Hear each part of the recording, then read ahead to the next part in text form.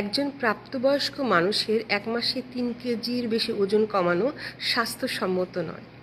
আসসালামু আলাইকুম, কেমন আছেন সবাই? আমরা মেয়েরা সবসময় সুন্দর দেখানোর জন্য ওজন কমাতে চাই, বিশেষত বিয়ের কোণে, তাই তো?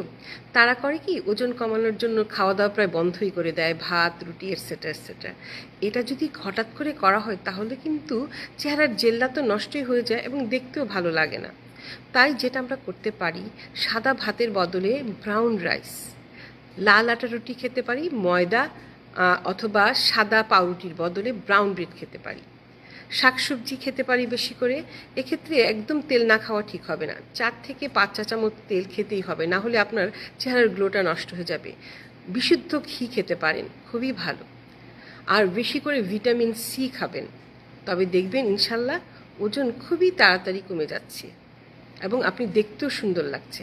ভেবে দেখবেন।